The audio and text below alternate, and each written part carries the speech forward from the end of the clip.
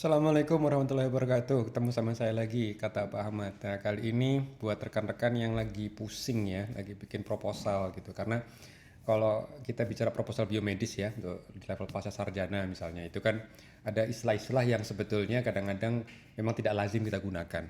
Misalnya gini, ada bagian kita harus menulis rumusan masalah. Kalau masalah kita tahu, tapi kalau rumusan apa gitu ya. Nah, itu satu misalnya. Nah, yang kedua mengenai hipotesa. Hipotesa itu gimana sih? Dan biasanya nih kalau kita baca proposal-proposal mahasiswa, yang paling umum, kata yang paling umum pertama kali muncul ketika hipotesa itu adalah kata hubungan. Ada hubungan antara faktor A dan faktor X misalnya gitu ya. Nah, terus nanti mereka akan berusaha membuktikan apakah ada hubungan. Nah, hipotesanya itu makanya saya tuh nggak gitu suka ya dengan kata hubungan sebenarnya. Apalagi untuk para pemula gitu. Tips saya nih jangan gunakan kata hubungan, oke? Okay? Tapi anyway, coba nanti kita lihat ada beberapa tips ya dalam menyusun proposal ini. Sebenarnya kita perlu pahami dulu logika berpikir dalam menulis proposal. Itu logikanya apa sih gitu kan? Kenapa kok ada template seperti itu? Itu sebetulnya untuk membantu kita sebenarnya, bukan malah membingungkan gitu ya. Oke, coba kita akan lihat beberapa hal yang penting. Tapi yang pertama kali justru penting sebelum kita mulai penelitian adalah memahami filsafat dan etika penelitian. Nah, kenapa ini menjadi satu hal yang perlu digarisbawahi? Karena filsafat itu kan terkait dengan pemikiran yang sangat mendalam, ya. Dan kalau kita bicara dalam tradisi keislaman, dalam tradisi Islam itu tentu ini kaitannya juga dengan hukum asal perbuatan manusia, termasuk meneliti. Meneliti itu kan perbuatan manusia. Nah, kalau kita bicara mengenai perbuatan manusia, tentu tidak bisa lepas dari 5 hal ini. Apakah ini suatu kewajiban? Apakah ini fard? Apakah itu sesuatu yang berpahala apabila dilakukan? Nah, misalnya sunnah atau mandub, saya bisa menggunakan kata mandub gitu ya. Apakah ini sesuatu yang boleh gitu ya. Nah, mubah ini kadang-kadang tidak dipahami sebagai bagian hukum Islam. Ya, padahal sebetulnya mubah itu artinya izin dari Allah Ta'ala untuk manusia bisa berinovasi. Nah, itu apakah masuk ke kategori mubah atau yang kurang disukai yaitu makruh atau itu haram. Nah, bagi peneliti muslim tentu sebelum kita melakukan aktivitas penelitian kita harus tahu dulu kategori mana ini kita masuk. Nah, memang biasanya sebelum kita dibolehkan mulai meneliti itu di banyak kampus harus melalui apa yang disebut dengan komisi etik. Ya, komisi etik akan mengkaji proposalnya gitu ya. Lalu mereka akan melihat apakah ini etis apa tidak untuk dilakukan. Nah, tentu dalam tradisi Islam itu bahkan sebelum kita ke komisi etik kita harus mulai berpikir duluan. Boleh apa enggak sih melakukan penelitian seperti ini gitu kan? Etis apa tidak? Nah, kalau kita dari sejarah memang waktu Perang Dunia Kedua kemarin itu perlakuan yang sangat tidak manusiawi yang dilakukan oleh Nazi Jerman ya terhadap mereka orang Yahudi yang ada di kamp konsentrasi camp konsentrasi. Nah, itu menjadi satu landasan mengapa munculnya komisi etik itu pengalaman dari apa yang terjadi di Perang Dunia Kedua. Belum juga yang di Asia ketika Jepang itu menyerbu ya dengan cepatnya yang menguasai sebagian besar Asia waktu itu, dan ketika dia masuk ke Cina bahkan juga ke Indonesia itu melakukan eksperimen-eksperimen yang sangat barbarik istilahnya. Nah, maka di sini kita tentu sebagai umat Islam ya, kita sebenarnya sudah punya apa yang disebut dengan tradisi ya. Tradisi di mana kita memang terikat. Terikat dengan apa? Terikat dengan etika. Makanya apakah kita boleh semena-mena dengan tawanan perang misalnya? Dalam hal ini dalam tradisi keislaman kita tahu bagaimana Rasulullah itu memperlakukan tawanan dengan baik gitu. Bahkan tawanan yang mampu memberikan edukasi kepada kaum muslimin seperti membaca dan menulis itu dibebaskan. Jadi ada tradisi yang sangat baik dalam Islam itu, kita sudah mengetahui kita tidak boleh serta-merta berperilaku semena-mena kepada umat manusia gitu ya. Dan di samping itu kalau kita bicara masalah etika, etika memang ada yang hal yang beririsan dengan Islam, tapi ada juga yang sebetulnya tidak beririsan. Jadi ada sifatnya universal, ada juga yang tidak. Jadi dalam Islam itu kita ada hukum syar'i, ada hukum yang mengatur bagaimana hubungan kita dengan Allah Ta'ala, hubungan kita sama manusia, dan hubungan dengan diri kita sendiri. Jadi kalau misalnya nih, bagaimana hukum terkait dengan penggunaan rahim dengan penyewaan misalnya, menyewa rahim. Nah, buat sebagian orang penelitian dengan penyewaan rahim itu mereka melihat dari sisi apa? Mereka lihat sisi kegunaannya, manfaatnya. Karena misalnya ada orang yang tidak bisa punya anak gitu ya, karena sang istri mungkin rahimnya tidak begitu bagus, lalu dia menyewa rahim. Nah, masalahnya kalau kita bisa menggunakan rahim orang lain, itu nanti nasabnya seperti apa? Karena nanti bayi kan lahir dari rahim wanita tersebut dan itu belum tentu dalam kondisi menikah dengan laki-laki tersebut gitu kan. Nah, jadi dalam Islam ketika kita sudah melakukan penelitian, kita harus berpikir hal seperti itu. Implikasinya seperti apa? Apakah akan merusak nasab misalnya gitu ya. Jadi tidak serta-merta kita hanya melihat dari sisi oh mereka apa namanya setuju kok gitu, mereka memberikan konsen kok gitu. Tidak seperti itu karena dalam Islam dalam world view Islam mengenai tubuh manusia itu kita tidak bisa mengatakan tubuh manusia itu punya full control terhadap tubuhnya sendiri ya. Maka dalam Islam kan tidak boleh melakukan bunuh diri walaupun katakan dia memang apa namanya sadar bahwa dia ingin melakukan tanpa paksaan misalnya gitu, tetap tidak boleh. Dalam Islam tidak boleh melakukan hal seperti itu. Nah, makanya di sini konsep otonomi ya yang diambil sebagai bagian dari filsafat etika, itu kita harus lihat ini dari kacamata siapa? Dari kacamata perspektif Islam, di sini ada hukum Allah juga ya, di mana kita tidak bisa dengan serta-merta mengatakan yang penting manusianya mau gitu. Belum tentu. Karena di sini ada hukum yang juga di mana kita sebagai umat Islam, kita juga harus terikat dengan hukum Allah Ta'ala. Nah dari sinilah kita akan melihat apakah masuk ke kategori yang tadi. Kalau itu kategori termasuk mubah, nah berarti manusia boleh berinovasi. Nah, tapi kalau ternyata ini dalam kategori haram, seperti tadi misalnya penyewaan rahim, jadi itu berarti tidak boleh dilakukan gitu ya.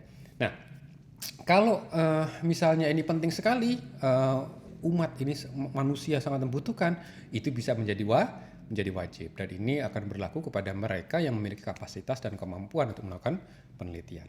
Oke.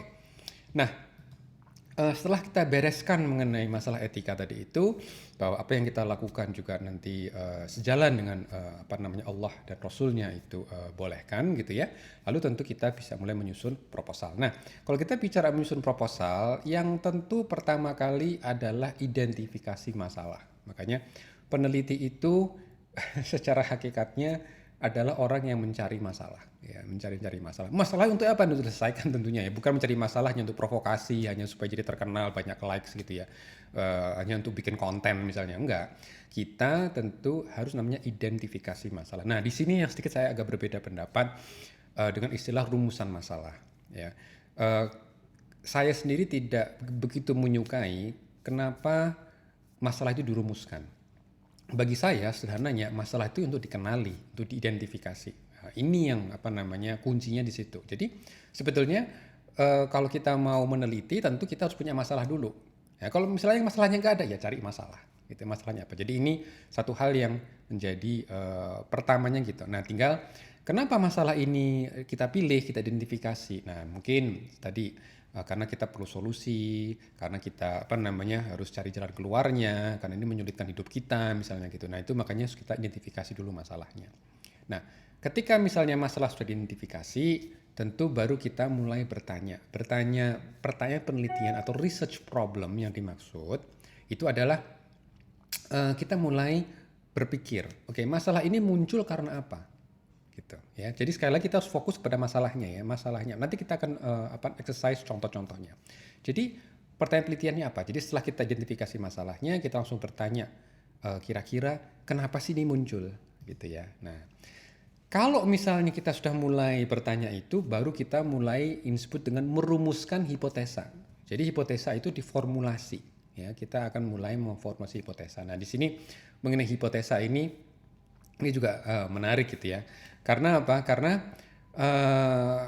hipotesa itu pernyataan atau pertanyaan sih gitu kan. Itu kan menjadi satu hal yang kadang-kadang kita mahasiswa itu nggak clear di dalam benak mereka. Nanti kita akan ada contohnya ya. Oke. Tapi yang keempat adalah apa? Desain penelitian.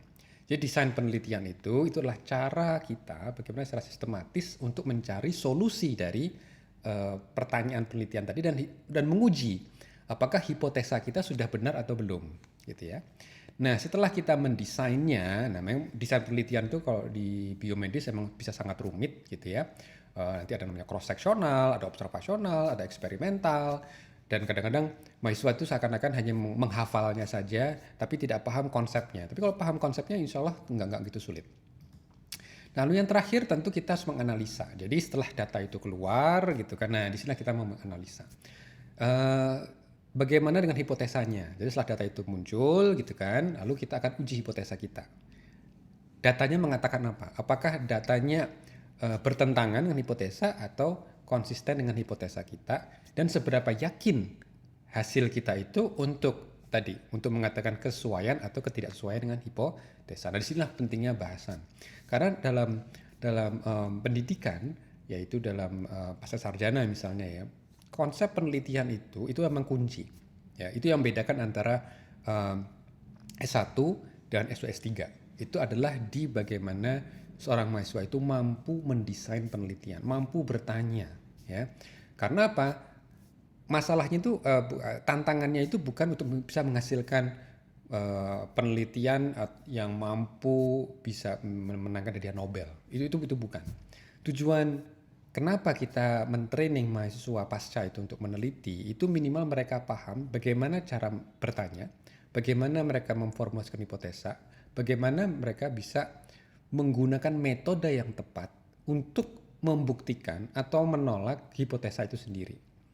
Nah, nanti yang penting adalah pembahasannya. Jadi nggak ada masalah kalau ternyata nggak sesuai dengan hipotesa gitu. Yang penting adalah pembahasannya seperti apa. Oke, nah untuk mengilustrasikan itu semua, saya akan memberikan contoh yang lebih mungkin mudah-mudahan bisa lebih membantu gitu ya untuk melihat logika berpikir dalam menyusun proposal itu, gitu ya.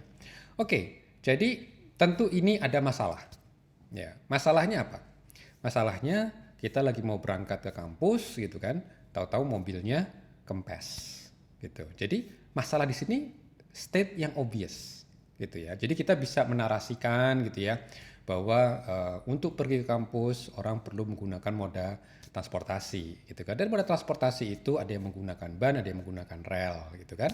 Nah, kalau misalnya bannya itu tidak bisa berfungsi, tentu kita tidak bisa berpindah gitu kan. Nah, di sini ada masalah. Ada masalah ya, sebagian dari ban ternyata kempes. Nah, ini berarti kita mulai menemukan identifikasi masalah. Nah, kenapa masalah ini penting? Implikasinya banyak. Karena kalau kita tidak bisa berangkat on time, ya kita nanti bisa diomelin ya di kampus gitu. Jadi identifikasi masalah dulu. Jadi intinya pertama identifikasi masalah. Nah, begitu kita tahu ban ini kempes, tentu muncul secara alami adalah pertanyaannya. Ya, pertanyaannya apa? Kan ban ini kempes. Lalu kita mulai bertanya, kenapa ban ini kempes? Ya, jadi kalau misalnya kita lagi mau meneliti, tentu dari masalah ini kita harus mulai berpikir, oke, kenapa? Yang paling umum adalah pertanyaan seperti kenapa, bagaimana, apakah sudah banyak diketahui atau belum, gitu ya. Karena apa? Karena kalau misalnya sudah ditemukan di tempat lain, ya di negara lain, di negara kita sendiri bagaimana? Memang di sini ada hal yang cukup menarik, artian kalau itu kita bisa sebagai manusia, ya tentu manusia di Indonesia itu sama manusia di Eropa dan di Asia itu sama gitu ya. Jadi kalau misalnya kita mengatakan masalahnya di Indonesia itu kulturnya berbeda, cara makan kita berbeda. Nah, itu mungkin harus diterangkan ya, kenapa ini menjadi masalah yang menarik. Nah, maka di sini kembali ke ban kempes tadi itu. Nah, pertanyaannya, ini ban kempes di Indonesia ini sama nggak dengan ban kempes di Australia misalnya gitu.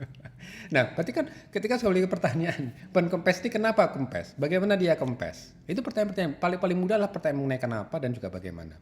Jadi pertanyaan penelitian itu ya dalam kalimat tanya, obviously gitu ya.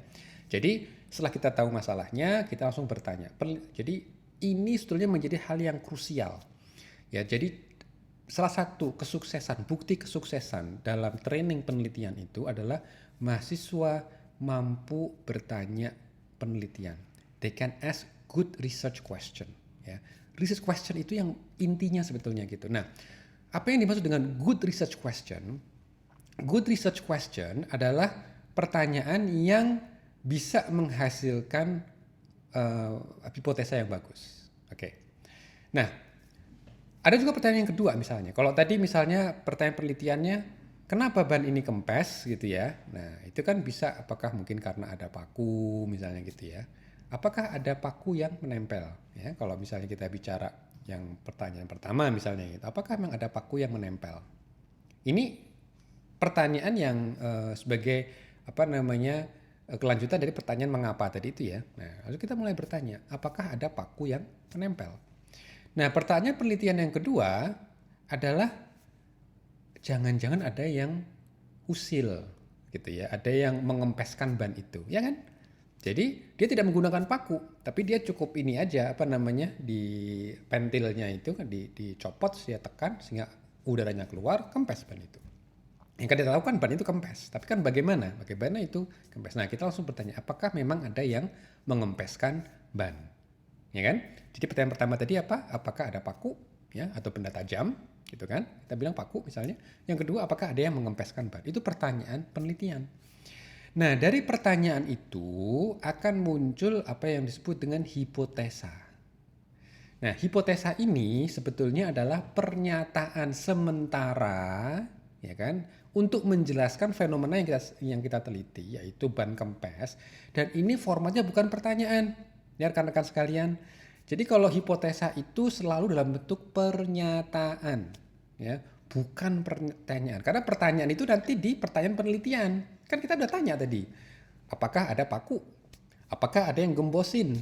Kan gitu. Nah, maka hipotesanya berarti apa? Hipotesa kita harus sesuai dengan apa yang kita tanyakan. Kalau kita tadi bertanya apakah ada paku yang menggemboskan, hipotesa kita adalah apa? Berarti kita mengatakan ada paku di ban sehingga ban itu gembos. Itulah hipotesanya.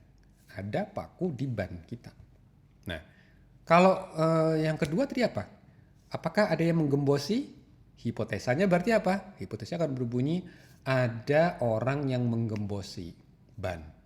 Nah, ini harus clear nih. Ada orang. Apakah harus selalu orang? Nah, di sini kita harus tegas. Kalau menurut kita adalah orang, bukan jin gitu ya, ya kita akan mengatakan dia adalah orang. Ini namanya pernyataan sementara. Nah, apakah benar apa salah? Nah, kita nanti masuk ke dalam pengujian. Paham maksud saya ya? Gitu ya. Kalau misalnya ada, kalau kita membuat hipotesanya adalah ada jin yang menggembosi itu, ya berarti kita harus menggunakan apa? Metode yang sesuai. Bagaimana kita bisa membuktikan bahwa jin yang menggembosi ban itu, gitu. Nah, jadi artinya apa? Hipotesa itu selaras dengan pertanyaannya tadi itu. Kalau tadi pertanyaannya ada paku, ya berarti pernyataan sementaranya adalah ada paku di ban. Kalau kita berpikir ada orang yang menggembosi ban, hipotesanya berarti apa? Hipotesa adalah pernyataan bahwa ada orang yang menggembosi ban itu. Oke? Nah, jadi dari hipotesa itu, saran saya untuk para pemula hindari kata hubungan. Karena biasanya nih kalau konsep mengenai ban gembos tadi itu, biasanya hipotesanya akan bunyi mengatakan gini, ada hubungan antara paku dan ban kempes. Ada hubungan antara paku dan ban kempes. Oke. Nah, kata hubungan ini sebetulnya masih agak nggak gitu jelas. Hubungan seperti apa sih, gitu kan? Makanya gunakan kalimat yang straightforward, yang lebih jelas. Yaitu apa? Paku ditemukan dan itu membuat ban itu kempes. Karena kalau kita misalnya kata hubungan, apakah ada hubungan antara paku dengan ban kempes? Nah, ini hubungan itu kan harus dijelaskan dulu. Ya kan? Hubungannya apa? Ada nggak ada paku bannya kempes, tidak ada paku bannya kempes. Yang mana? Gitu. Ya kan? Berarti kalau kita mau mengatakan secara tegas paku itu, ya kan, membuat ban ini kempes, ya disebutkan aja ada paku. Karena kan kita mengatakan paku itu sebagai penyebab, maka kita harus buktikan ada paku di situ. Gitu. Tapi kalau kita hanya mengatakan hipotesa adalah ada hubungan antara paku dengan ban kempes, ini sebetulnya hipotesanya masih nggak tegas. Gitu. Ini mau ke arah mana hubungannya? Ya kan? Kempes itu karena ada paku apa enggak? Gitu. Atau kita mau mengatakan tidak ada paku sehingga ban tidak kempes. ya kan? Nah, makanya kan lebih mudah untuk mengatakan adanya paku membuat ban kempes kan gitu. Ya. Nah, jadi sementara ini buat para pemula hindari kata hubungan ya. Karena hubungan itu lebih apa namanya terlalu abstrak ya. Jangan gunakan itu. Ya, nanti kalau misalnya sudah jago gitu ya, sudah betul-betul ngerti makna hubungan, itu bolehlah. Tapi kalau untuk masih awal, tapi saya sendiri sudah lebih suka apa namanya kata-kata yang lebih tegas. Ya, saya sebetulnya juga nggak gitu suka sih kata hubungan gitu, kecuali we really know what we are doing, gitu kan?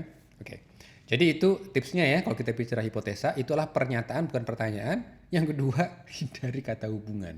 Oke, langsung aja kita mau mengatakan apa. Nah, jadi kalau misalnya kita mau sedikit lebih agak serius ya dalam biomedis, kita mungkin bisa mengamati kasus infeksi. Ya. Dan kalau kita bicara infeksi, ya dalam apa namanya penelitian kan kita harus membuat hipotesa. Hipotesa itu harus memiliki dua macam hal, dua hal ya, dua entitas atau dua hal. Yaitu apa? Ada namanya faktor apa? Outcome, harus ada outcome-nya apa? Harus ada namanya prediktor. Itu yang kedua. Jadi dalam konteks ban kempes tadi itu outcome-nya apa? Outcome-nya ban kempes. Faktor prediktornya berarti apa? Atau faktor bebasnya dalam istilah statistik ya. Itu nanti mungkin kita akan bisa di lain waktu. Itu adalah paku. Gitu ya. Jadi itu sebagai variabel bebasnya, prediktornya. Gitu ya. Nah, atau prediktor yang lain apa? Orang yang menggembesin. Adanya orang gitu kan. Itu berarti faktor bebasnya. Tapi outcome-nya jelas. Bannya adalah kempes. Gitu. Kalau kita bicara biomedis, oke, outcome yang biasa kita teliti apa? Tingkat kesakitan atau kematian. Ya, katakan itu yang paling umum kalau kita bicara kanker misalnya ya, outcome yang paling sering dibahas adalah kematian. Nah, kematian ini faktornya apa aja faktor bebasnya? Bisa faktor usia, bisa faktor misalnya apa namanya tingkat infeksi. Jadi kalau kita misalnya mengatakan tingginya infeksi, kerap terinfeksi, itu berarti bisa menyebabkan kematian. Nah, berarti kita dengan hipotesanya harus lebih jelas, yaitu apa? Semakin tinggi tingkat infeksi, kerap terinfeksi, dia akan melahirkan apa? Tingkat kematian yang lebih tinggi. Jadi jelas, ya kan? Gitu. Jadi kalau kita bicara hipotesa itu harus clear, harus ada namanya tadi outcome-nya harus clear. Ya faktor dependent. Jadi kalau dalam statistik kan namanya variabel terikat atau dependent variable gitu. Apa sih itu? Kadang-kadang kan apa sih maksudnya independent variable? Apakah itu independent variable terikat atau bebas gitu? Nah itu. Cara saya untuk mengidentifikasi dengan mudah outcome itu adalah faktor dependent atau variabel terikat. Outcome. Jadi kalau kita bicara ban kempes adalah outcome, ya kan? Dia adalah faktor dependent, dia adalah faktor terikat, variabel terikat. Nah, nanti prediktornya apa? Itu yang faktor bebasnya tadi itu. Apakah ada yang menggembosi? Ya kan ada orang tadi gitu kan. Atau tadi ada paku misalnya gitu. Itu kan variabel-variabel bebasnya gitu ya. Jadi harus clear ya dalam hipotesa itu harus clear. Nah, kalau hipotesanya sudah ada dalam bentuk pernyataan gitu kan. Nah, berarti sekarang tugas kita adalah membuktikan. Membuktikan apakah apa yang kita hipotesakan itu benar apa tidak gitu. Jadi kalau misalnya kita hipotesa pertama paku menyebabkan ban kempes gitu ya, ya berarti nanti itu harus sesuai. Hipotesa kedua tadi ada orang yang mengempeskan ban. Nah, makanya nanti desain penelitian tergantung hipotesanya. Jadi kalau misalnya nih kita mengatakan paku itu menyebabkan ban kempes gitu ya, ya berarti kita harus menggunakan teknik apa? Yang tukang ban itu lakukan. Dia mencari bukti bahwa ada paku di ban. Caranya pakai apa? Gunakan sabun. Oke, gunakan sabun. Kalau hipotesa kita bahwa ada orang yang menggembosi ban, kita tidak menggunakan sabun dalam metode penelitian kita. Kita gunakan apa? Evaluasi CCTV. Nah, berarti kita harus survei kan? Di lokasi apa namanya mobil kita tadi itu yang akhirnya gembos gitu kan, kita harus cari tahu ada CCTV nggak sekitar situ. Nah nanti kita terlihat, oh ternyata ada orang lewat timingnya gitu kan, cocok, apalagi perilakunya, gerak-geriknya juga mencurigakan. Dia jongkok misalnya gitu kan, dan apalagi tertangkap kamera juga tangannya menggembesi. Akhirnya terbukti. Nah, jadi artinya apa? Metode penelitian, desain penelitian itu harus cocok dengan hipotesanya, harus logis gitu ya. Memang penggunaan CCTV itu lebih kompleks daripada menggunakan sabun gitu. Tapi kalau hipotesa kita bahwa ada paku gitu ya, ada paku di ban itu yang membuat ban itu kempes, CCTV mungkin terlalu canggih, bahkan dia nggak bisa ngelihat, tapi terlalu jauh dia. Gimana kita bisa ngelihat ada paku dalam ban yang mungkin ukuran jauh lebih kecil gitu kan daripada orang misalnya gitu. Nah, disinilah gunanya kenapa kita harus gunakan metode desain yang tepat untuk menjawab pertanyaan penelitian gitu ya. Jadi itu rekan-rekan perlu pahami ya, makanya dalam desain penelitian itu harus dipastikan logis gitu. Apakah akan betul-betul mampu menjawab pertanyaan tadi dan mampu menguji apakah hipotesa kita sesuai apa tidak. Jadi misalnya kalau dengan sabun, misalnya gitu kan, dengan sabun, karena kita bilang ada paku. Nah, teman-teman mungkin ingat dalam proposal juga diminta untuk menghitung jumlah sampel, ya kan? Jumlah sampelnya berapa gitu. Nah, berarti jumlah sampel itu sebetulnya tujuannya untuk membantu kita, kira-kira berapa banyak resources, berapa banyak waktu, berapa banyak sampel yang harus kita tes untuk membuktikan bahwa ada paku di ban itu. Itu tujuannya untuk menghitung sampel tuh itu gitu. Jadi bukan cuma sekedar angka magic, angkanya antara 40 80 40 80 ini kan. Kalau bisa penelitian itu jumlah sampelnya berapa? Rata-rata nggak jauh dari situ, angka 40 80 gitu kan. Plus sebetulnya itu ada logikanya juga. Jadi kalau misalnya kita mau menggunakan sabun untuk mencegah ban kempes gitu ya. Pertanyaannya kan kita perlu berapa lama untuk membuktikan bahwa ada paku di situ? Apakah cukup kita cek dalam waktu 10 menit, 5 menit, atau kita harus spend misalnya seharian gitu. Nah sebenarnya kalau misalnya kita tahu teknik ini sabun sangat sensitif untuk mendeteksi paku, kita bisa mengatakan kita tidak perlu sampel yang banyak. Gitu. Kita nggak perlu waktu yang lama, cukup 10 menit. Atau bahkan lebih singkat lagi, cuma 5 menit untuk bisa membuktikan ada paku apa enggak. Artinya apa? Kalau kita misalnya menghabiskan waktu sampai satu jam atau seharian, tidak akan merubah konklusi. Jadi kalau misalnya dalam 5 menit kita tidak menemukan lubang paku, dalam waktu seharian pun ya kita juga tidak akan menemukan. Jadi misalnya berapa jumlah sampel yang diperlukan untuk membuktikan hipotesa kita, ya? Apakah kita harus menguji 10.000 orang misalnya gitu ya untuk melihat tingkat infeksi menyebabkan kematian, atau cukup 100 orang untuk membuktikan bahwa tingkat kematian itu ya lebih tinggi pada orang yang sering terinfeksi daripada orang yang tidak terinfeksi atau jarang terinfeksi. Misalnya seperti itu, ya. Oke. Nah, jadi di sini emang kuncinya adalah tadi setelah kita lihat metode penelitian sudah tepat, kita analisa datanya lalu kita bahas hipotesanya. Hipotesa itu bisa sesuai, bisa enggak, tapi kuncinya adalah kemampuan kita untuk membahasnya. Karena yang kita tidak mau adalah justru fabrikasi data. Karena ada tekanan kan, hipotesanya harus ke arah sini. Kalau misalnya nggak ke arah situ berarti salah nih, penelitiannya gagal. Enggak. Penelitian gagal itu sebetulnya masalahnya bukan di pembahasannya. Masalahnya adalah metodenya sudah benar apa tidak. Metodologinya harus tepat dulu gitu. Tapi kalau metodologi ternyata bermasalah, ya itu gagalnya di situ ya. Karena apa? Karena metodologi itu adalah sistematika kita untuk menganalisa. Jadi misalnya misalnya pakai sabun kan, ternyata sabun yang kita gunakan tidak berbuih misalnya. Nah kalau tidak berbuih, bagaimana kita bisa mendeteksi ada angin yang keluar dari ban? Kan gitu.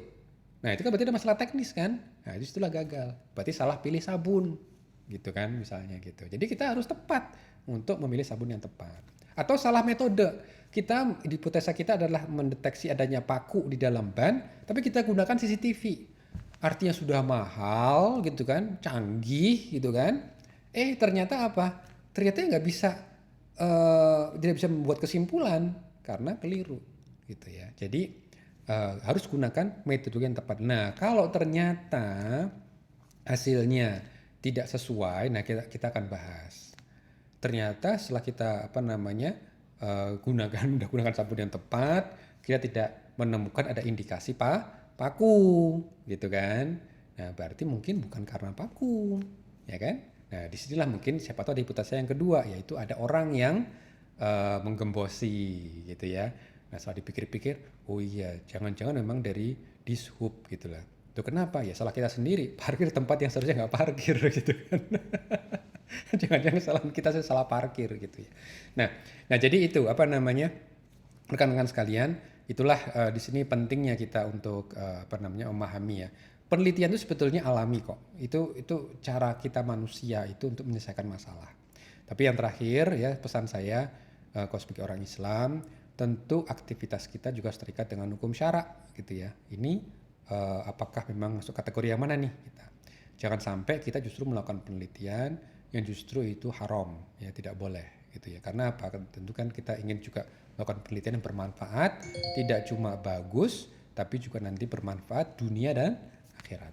Baik, mungkin dari saya itu dulu. Mudah-mudahan lain kali kita akan bahas topik yang selanjutnya. Terima kasih. Assalamualaikum warahmatullahi wabarakatuh.